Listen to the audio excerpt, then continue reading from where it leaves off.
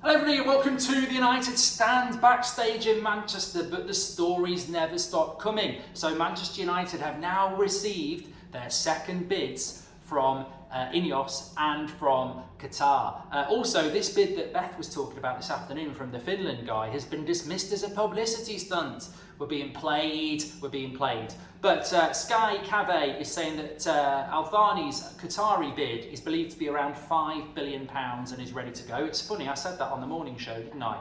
And also, we've got that the bid has gone in from, the Radcliffe bid has gone in as well. The bid is improved from his first offer and very competitive based on confidence and positivity from the in-person meetings last week. There's also been a story dropping that Sir Jim Radcliffe would look to bring in Mitchell, the, I forget what his first name, it's not Phil, I don't think, he's in EastEnders, but Mitchell, the former director of football who used to work with Pochettino at Southampton. I think he's at, I forget where, I think he's in France at the moment, but the bids have gone in. I suppose this is the big bid, this is the big build-up that we've been looking for. These are the bids that have gone in. I think the most interesting thing is, and I said this morning, there's been talk of 6 billion, there's been talk of 5.5 billion, but there's also been talk that it would be a long way off what the Glazers actually want, and I therefore think that we're closer to 5 billion bids here. I think that the original first bids were more around 4.5, and I think these new bids are going to be around 5 billion.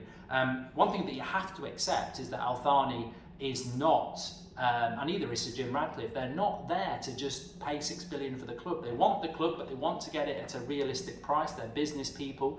And this is why we keep hearing that with the Glazers, they may well not take the price. They may well want 6 billion and that's their final thing. The interesting thing now is going to be the next 7 days. All the bids have gone in. Will we get more of, this protracted third bid process? I don't know. I think potentially we will do. But look, the main things are that those bids have gone in 24 hours later than they probably should have done. And Manchester United can now move forward in relation to, sorry, we're backstage, people are buzzing around. Manchester United can now move forward and decide what the Glazers and the Rain Group are going to do. Very interesting, I'm sure some of you have seen the afternoon video that Beth did about this businessman from Finland who wanted to buy 50% of the club and then get every fan that's a Man United fan to pay $3 and buy the second half. And it's been described as a publicity stunt, and I think everybody saw through that. And well done to the United fan base, because I think fan ownership is something that Manchester United Supporters Trust has fought for, but their concept of it, and that was discussions with the Glazers, was far better thought out than let's get every Man United fan to buy a share in the club. It would be chaotic, absolutely chaotic. I mean, just look at the United fan people. You've got Ricky saying let's drop drop Casemiro for McTominay. You've got Beth selling David De Gea. You've got me saying that Delo should start at right back instead of Wan-Bissaka. What this club needs after 17 years of money being drained out of this club, billions of pounds drained out of this club, the Old Trafford being allowed to rust, the infrastructure and squad being allowed to decay, and stupid wages. What we need to do is get back to being Man United as quick as possible, and the only way to do that is lots of investment and strong leadership.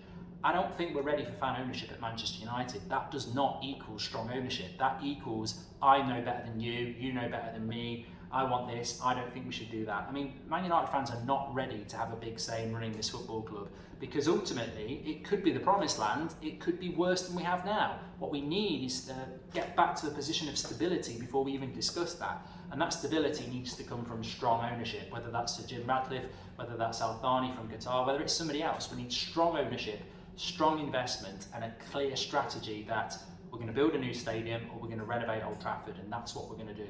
We're going to pump money into the infrastructure, we're going to back the manager, and we're going to do this sustainably over the next few years to make Manchester United the club it should be. And at that point, maybe down the road, maybe you do look at some sort of fan ownership. But I think this, dreamland of Man United fans taking hold of Manchester United, and we're all going to hold hands and sing around the world and make it Man United great again. What makes us great as fans is that we all have different opinions. So, it's complete and utter farce. And thankfully it doesn't look like it'll be happening.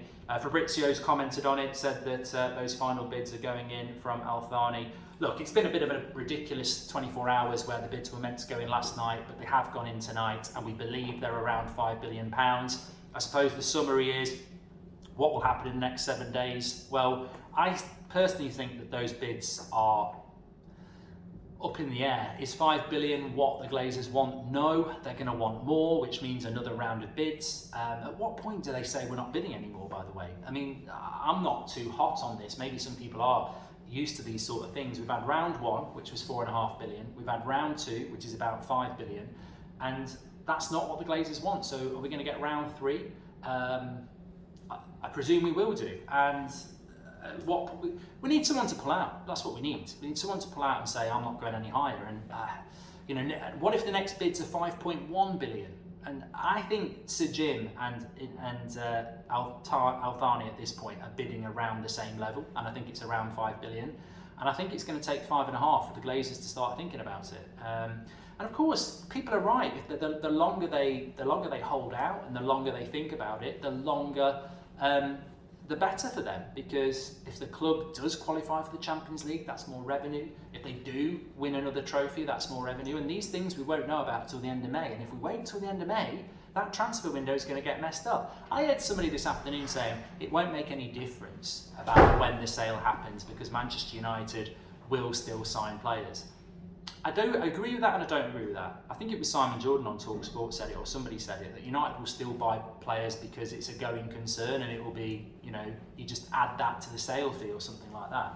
Maybe that can happen, maybe it won't. But what's not in doubt is the sooner this deal is done, the sooner people can spend. And also, maybe the Glazers will say, look, we will buy you some players in the summer so that when you inherit the club. But what the Glazers want to buy is going to be very different to maybe how much Al Thani would spend or how much Radcliffe would spend. And will they get a say in the players that are coming in, or will they, So I think the sooner the better with this. But we're in the hands of the next 7 days. We're in the hands of, are these bids enough? And until we figure that out, I suppose we're just mushrooms in the dark, being fed on shit.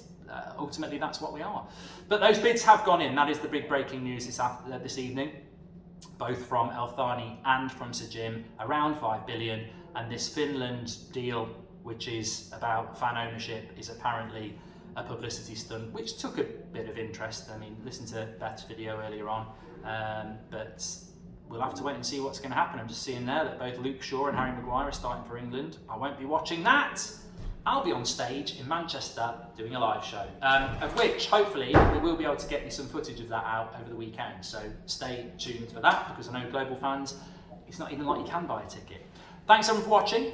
Make sure you smash a like on the video and subscribe, and get your comments in below. What do you think is coming next? Because I think we're going for another round of bids. I don't think this will be enough for the Glazers, and I can see this stretching out for a few more weeks yet. Thanks for watching.